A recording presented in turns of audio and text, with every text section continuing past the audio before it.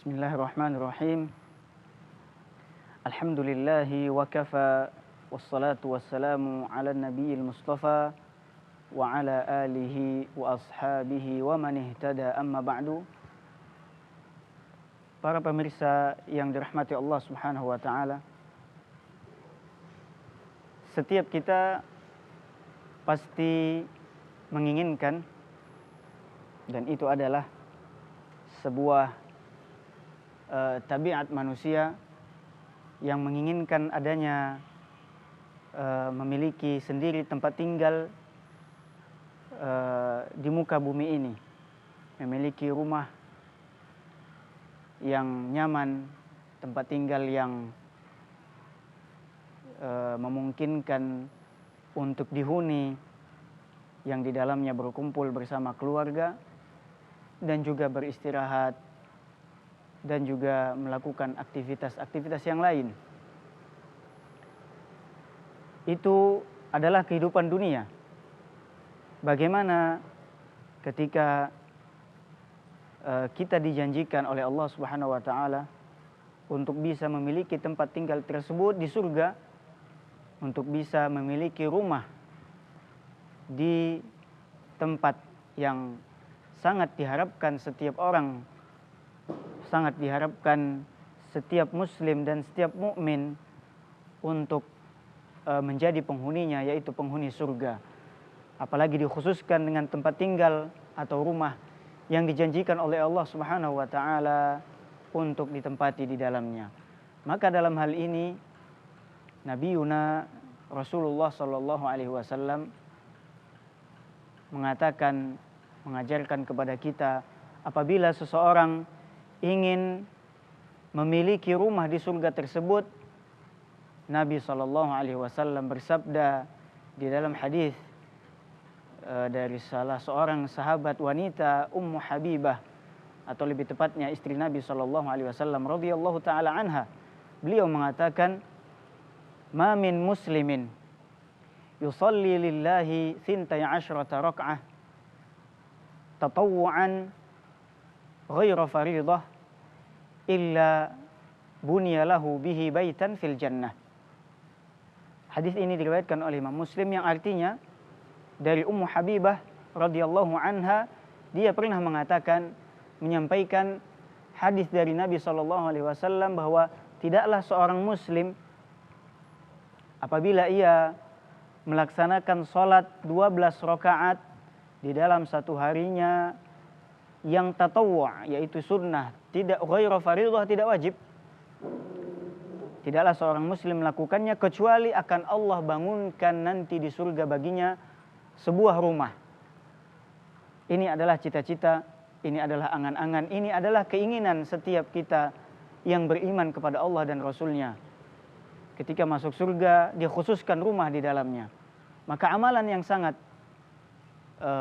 mudah kiranya, walaupun sebagian kita susah, menganggap susah dan agak berat untuk melakukannya, namun apabila kita lihat ternyata amalan yang cukup mudah untuk melakukan 12 rakaat tersebut, yaitu 12 rakaat yang disebutkan oleh para ulama dengan istilah sunnah ratibah, sunan rawatib, yaitu salat-salat sunnah yang mengikuti salat-salat fardu.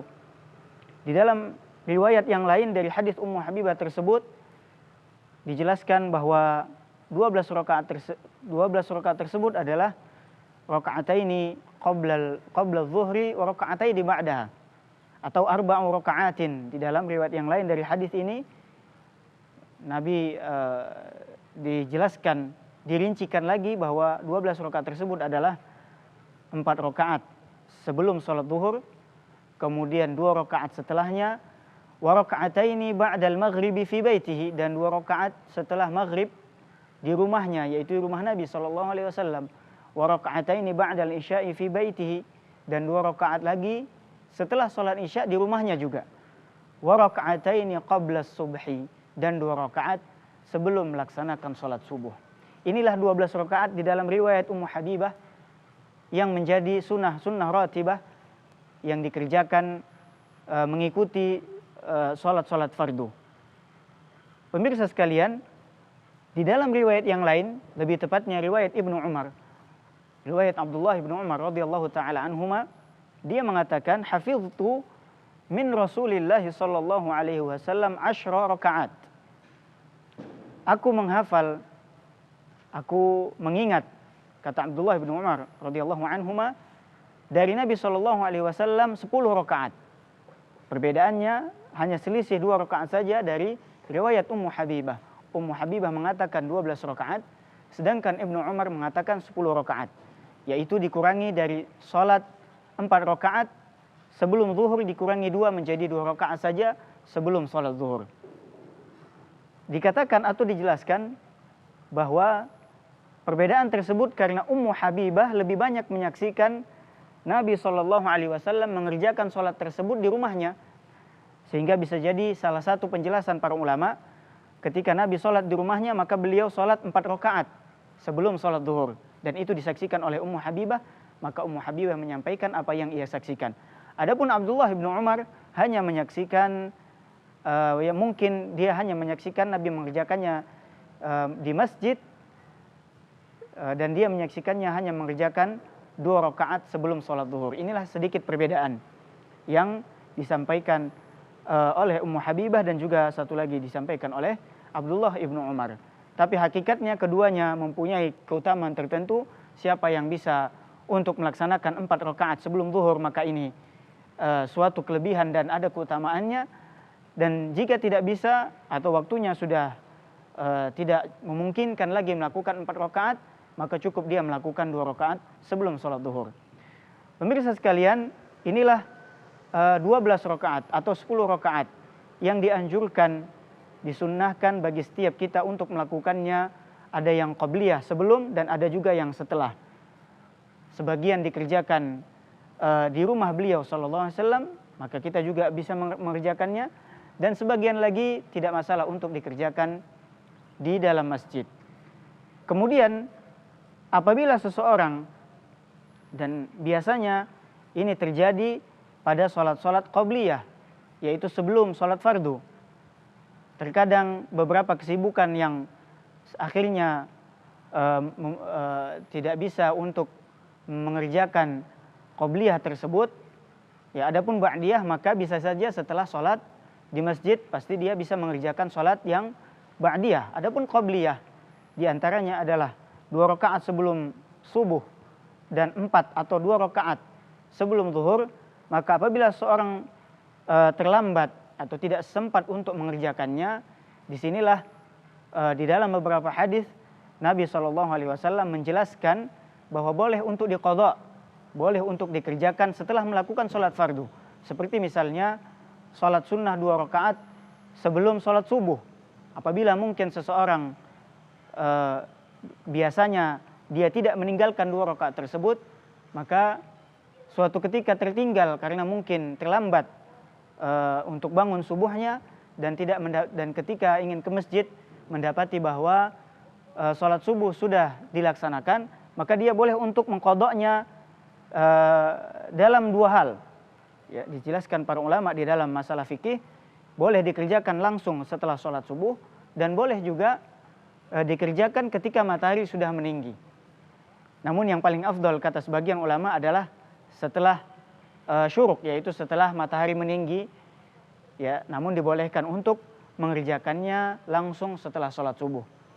Demikian juga 2 rakaat atau 4 rakaat sebelum zuhur, apabila seorang tertinggal dan tidak sempat untuk melakukannya sebelum sholat zuhur, maka dia boleh untuk mengqadha'nya setelah sholat zuhur. Sebagaimana yang disabdakan oleh Nabi SAW, man lam yusalli arba'an qabla zuhri falyusalliha ba'daha. Hadis hasan yang diriwayatkan oleh Imam Tirmidzi. Siapa yang belum sempat untuk melaksanakan 4 rakaat sebelum sholat zuhur, maka dia dibolehkan, maka silahkan melakukannya atau melakukan sholatnya setelah sholat zuhur. Inilah yang diajarkan oleh Nabi kita yang mulia sallallahu alaihi wasallam, sehingga kita tidak bermudah-mudahan untuk meninggalkan atau tidak mengerjakan sama sekali sholat-sholat sunnah tersebut, walaupun yang diutamakan adalah mengerjakan yang wajib, namun melengkapinya dengan yang sunnah ini adalah suatu keutamaan. Dengan gigih dan kesungguhan dan juga pertolongan dari Allah Subhanahu wa taala. Yang pertama pastinya kita sebisanya untuk tidak meninggalkan sholat-sholat sunnah tersebut, khususnya sholat-sholat sunnah yang dilakukan sebelum sholat fardu tersebut, yaitu diantaranya sholat subuh 2 rakaat sebelum subuh dan 4 atau 2 rakaat sebelum zuhur. Dan juga yang lainnya yaitu yang ba'diyah 2 rakaat setelah sholat maghrib dan juga setelah sholat isya. Inilah ajaran yang diajarkan oleh Nabi kita yang mulia sallallahu alaihi wasallam. Maka sebisa mungkin kita sungguh-sungguh untuk meraihnya sehingga mendapati apa yang dijanjikan oleh Allah Subhanahu wa taala, yaitu mendapati rumah di surga nantinya. Demikian mudah-mudahan penyampaian yang bermanfaat. Semoga Allah Subhanahu wa taala memberikan kita taufik untuk selalu mentaatinya dan berjalan di atas sunnah Nabi yang mulia sallallahu alaihi wasallam. Wallahu taala a'lam wa sallallahu wasallam wa barak ala abdihi wa rasulihi nabiyina Muhammad wa ala alihi wa ashabihi ajma'in.